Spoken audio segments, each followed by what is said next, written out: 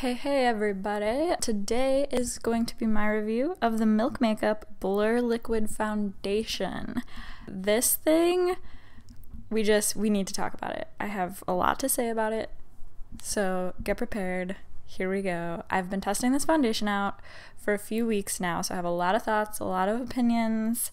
This is going to be more of a podcast style video again, so no need to watch until a little later in the video when I do a shade comparison with a few other foundations that I own and also a demo of me applying it so that you can see just how insane this foundation is.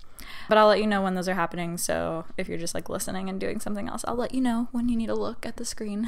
But for now, do your thing, listen to me talk about the Milk Makeup Blur Liquid Matte Foundation.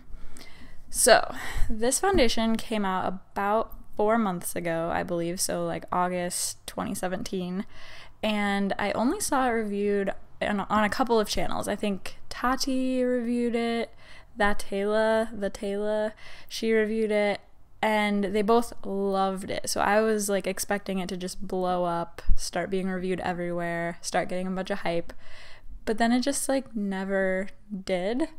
Like the only person that I ever even hear talk about it anymore is the Taylor. I know she loves it, but it just like never took off. I don't know what happened. I don't know if another big product came out like right after it and kind of stole its thunder or what happened, but seriously, no one talks about this foundation. At least none of the people that I watch do.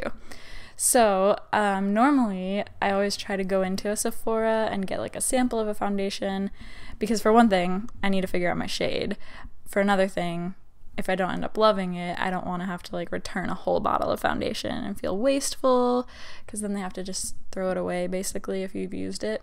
But for whatever reason, with this one, I just felt like I was gonna love it. I just had this feeling based on just these 2 reviews, nothing else. I just was like, I think I'm gonna like that one.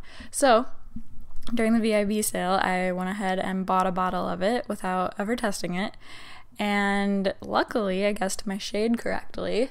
And then I have swatches of my shade, which I'm in the shade Ivory, and I have swatches compared to a few other popular foundations that I'll show in a minute. But first, I just want to talk about the foundation, what it claims to do, what it actually does, and then, like I said, I'll show a demo of me applying it. And I have really, like, my skin is bad right now, so you'll really get to see how it covers and like the finish and everything like that. So let's talk about this foundation. It's called the Milk Makeup Blur Liquid Matte Foundation. It retails on Sephora for $40, so kind of up there, a lot up there. But with the sale and Ebates, I got it for about $31, which is a lot more reasonable, especially because you barely need any of this. Like, it doesn't take much to do your whole face. So I got mine for about $31.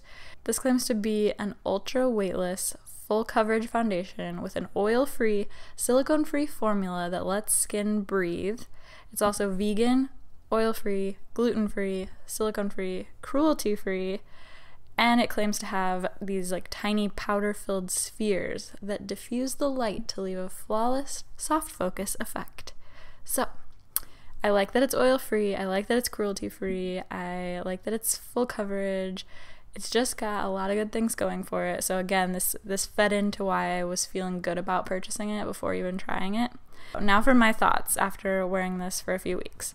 This foundation, it comes in a little squeezy tube, which is really nice. It has a super, super secure lid, so I wouldn't even worry about traveling with this, like putting it in a makeup bag in your luggage or a purse or something like that. And you can dispense the exact amount of product that you need instead of having to do like a full pump or a half a pump. You can just get exactly the amount you need because it's in the squeezy tube. So I actually really like it. I also really like the frosted plastic and just super, super simple white lettering. It's really aesthetically pleasing. And you get 1 fluid ounce of product, which is just the standard amount for foundations, but you barely need any product with this stuff. A little goes such a long way. So this should last longer than most foundations that come with 1 ounce. So in a way, you're getting a lot more for your money, if that makes sense. Let's talk about the coverage because that is the main thing with this foundation. that I just need you all to know about this. So this honestly might be the most full coverage foundation that I own and have ever tried. It's more full coverage than Revlon Colorstay. It's more full coverage than any that I own. I think the only one that even compares is the Marc Jacobs Remarkable foundation, but that's technically a foundation concentrate, so it doesn't act quite the same as a normal foundation. So given that, like, it's a little hard to compare the two. And this is definitely the most full coverage, just true foundation that I own. However, like it claims, it doesn't look heavy at all. Like, not even a little bit. It looks like skin. It's insane. I wouldn't say this has the most matte finish, even though matte is in the name. I don't think it's matte. I think it has a super, super natural, just skin-like, almost satiny finish. I wouldn't go as far as to say it's dewy. I don't think it's dewy. So maybe that's why they're calling it matte. I think it just looks like skin. It's freaking beautiful. And it truly does feel so lightweight.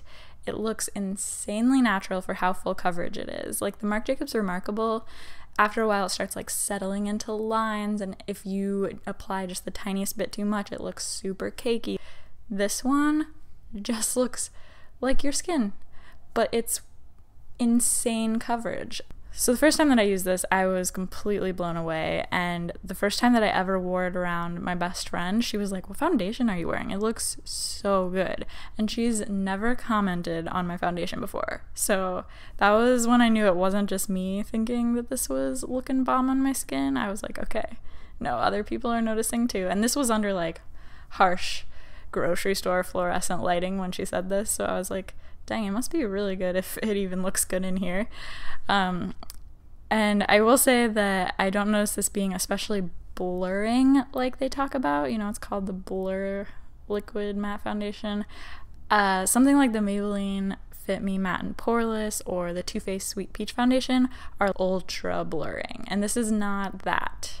It's not blurring, but it's not the most blurring. It does look beautiful, natural.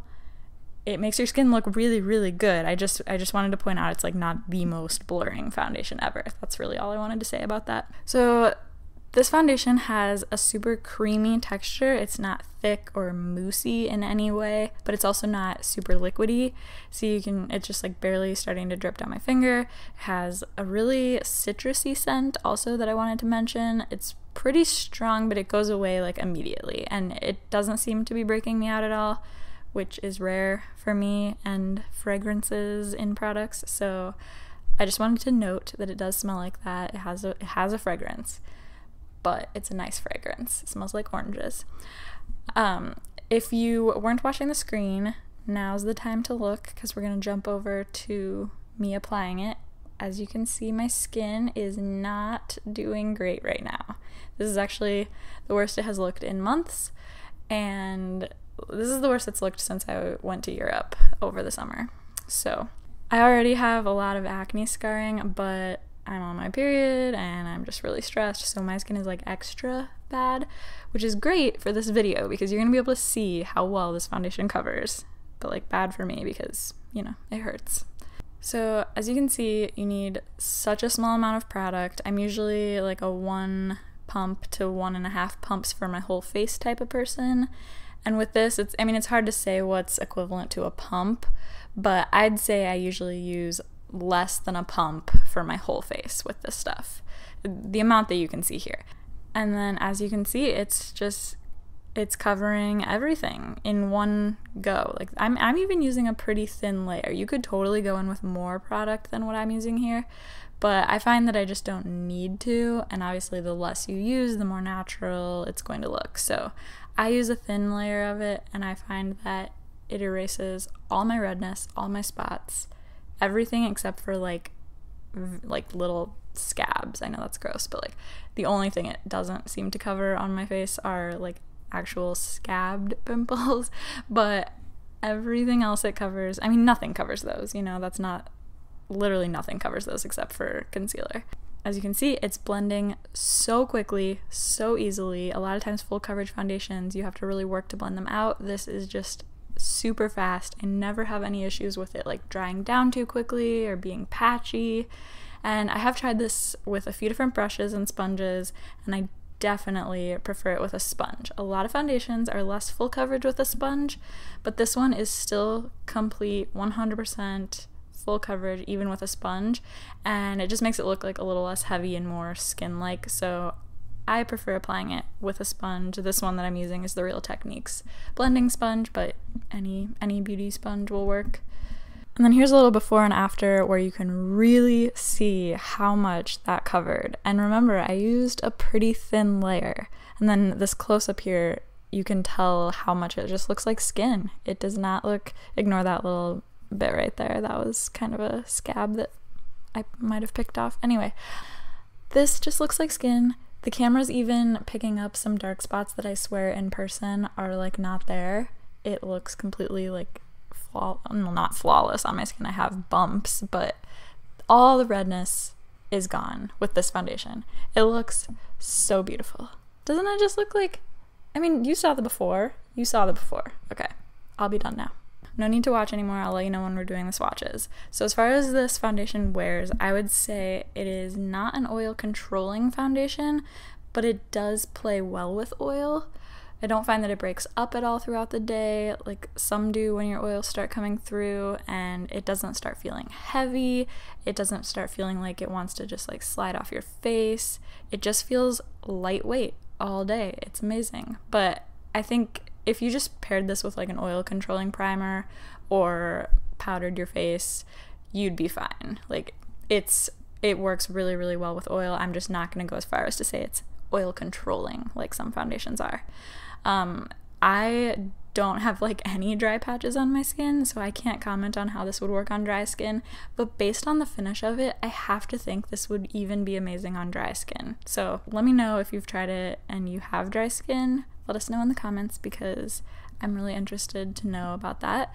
But for oily skin, I give it a thumbs up. For wear time, this seems to stay on really well. I can't say I've tested it through like 100-degree hot summer day or anything because, you know, it's winter. But I have worn it for 10-12 hour days and I've only noticed just the tiniest bit of fading. So I'd say that this has really, really good wear time. It's not like Revlon Colorstay that looks the same when you take it off as it did when you apply it. It's nothing like that, but it doesn't claim to be. It's just a nice, like, pretty long wearing foundation. Alright, so if you want to look back at the screen, we're going to do some swatches. I have mine in the shade Ivory, which is described as fair with neutral to yellow undertones, and I think that's an accurate description, except that I usually fall under the light category instead of fair category on foundations, and this one matches me super well, so I think the shades run a little dark. Like, not a lot dark, just a little bit dark. So maybe if you're usually in the light category, you might be in the fair category with this one. These other swatches are some other foundations, so you can see if you're any of these shades in a foundation, like how it compares. So starting at the left, we have the Milk Makeup Foundation in Ivory. Next to that, we have the Tarte Rainforest of the Sea Foundation in Fair Light Neutral. Next is the Revlon Colorstay in 180 Sand Beige. Next over is the Maybelline Fit Me in 112 Natural Ivory, which is the lightest foundation that I own. And then my personal closest shade match in a foundation is the Makeup Forever HD foundation in 120 equals Y245. And if you're thinking these look a little dark for me, that's just because the underside of my arms like don't tan, so they're way too light compared to the rest of my body. So I'm just showing you here like the top of my arm looks like a different person because it's so much darker, and this is even in the winter. It gets more extreme in the summer, but you can just see here that the foundations do match my like actual skin tone, but I can't really swatch on the top of my arms because I've got little like baby hairs. So anyway, irrelevant. You can see the shades here, how they compare to the Milk Makeup one, and hopefully that's helpful if you're looking for your shade.